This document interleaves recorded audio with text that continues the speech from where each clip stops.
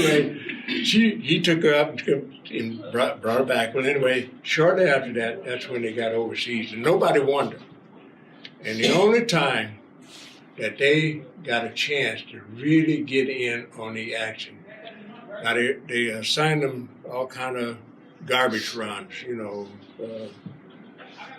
ammunition dumps or airfields, something like that. And one day they ran out of places to make their strike. On the way back, they happened to heard this Mayday, Mayday, and there was some bombers trying to make it back to England, and the Germans had cleaned off they wiped out their escort, and some of the escort forgot to pick them up. And so they intervened, and man, they cleaned the clocks of the German that was trying to take the bombers out of the air. And so when the guys got back to England, somebody told me, "Oh, so-and-so saved my..." I never seen those big guys before. Who are they? I don't know, but they all had red tails. So if you look at the squadrons, they all had red tails, but you look at the squadrons and the different tabs, and I have to know I can't remember sometimes myself. I'm trying to remember the different tabs that they have. I know 302nd has the yellow tab, and 99th had the white tab, 100 had the black tab, 301 had the blue tab, and the 302 had the yellow tab. That's, the tabs out on the wings and everything. That's how you tell the different squadrons. Anyway, they escorted them back. Come to find out, a lot of the other bombers didn't want to go out. They were challenging the operations officers. Hey, wait! I want them guys to say they're the Red Tails are escorting. He said, "Well, we can't do that." Well, why can't we? Well, we're not going. But then, okay, so that's when they start becoming famous of picking them up as escorts.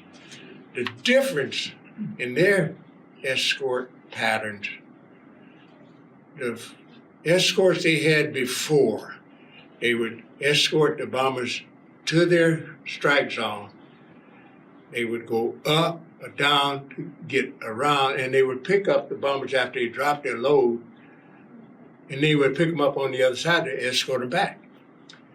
Benjamin Davis, I don't know how many of you know about Colonel Benjamin Davis. Now, he was the commanding officer of all 40 squadrons, and he told all those guys, when I say escort, that means escorting. Some of the other guys said, "You mean through wherever they're supposed to strike?" And he says, "Yeah." Those boys, they flew right alongside the bombers. They didn't stop here and then let the bombers make their strike and then pick them up on the side. They flew right with them. Some of them got all shot up and everything.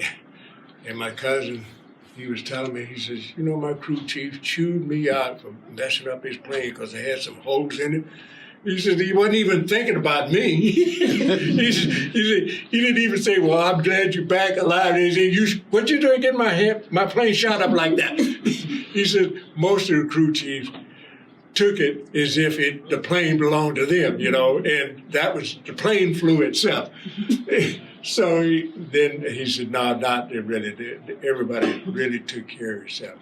Well, anyway, I'm getting to the part of where, so my cousin found out that her uncle was from Pasadena. So he says, "Yeah, I got a cousin who lived in Pasadena." By that time, we'd moved from Conway to Pasadena.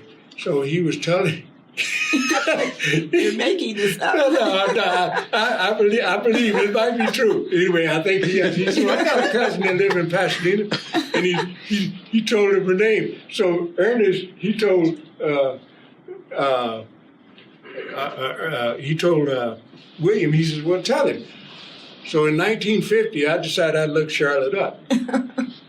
So that's how we got to be husband and wife because of Ernest and my cousin got together and said, I'm going to put them two together.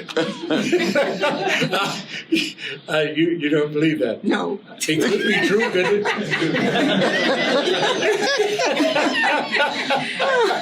Mr. Vickers, I'm going to conclude this. All right. All right, just because we're running out of time. Okay. So I'm going to conclude this, and then for those of you that would like to talk to Mr. Vickers more, or look at some of the memorabilia and stuff that he has from his time in, go ahead. Oh, I had one thing. How many of you know what this is?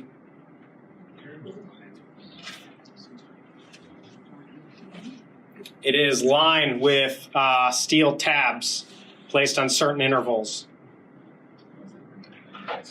You'll see pictures of it inside of one of his books from boot camp. All right, this particular, I have one more, but I brought this on a special occasion. When you wash clothes, this is what you hung your clothes up when you was in boot camp. It's called clothes stops. Now, for any of you want it, if you want a piece of it, say something you got as a souvenir that this guy's been holding this on since 1944. I'm here to ready to give you a piece. The other thing that I have, there's 2 T-shirts down there. And on the back of it is names of all the Tuskegee Airmen. I think it's a little over 1,000. And if you're perfectly welcome to take pictures and of the names.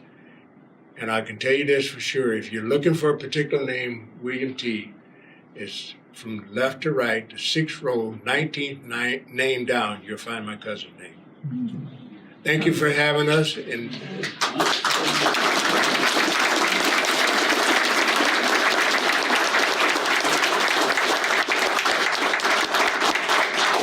All right, so like I said, thank you all for coming. Mr. Vickers will hang around here for a little bit. We'll do this outside.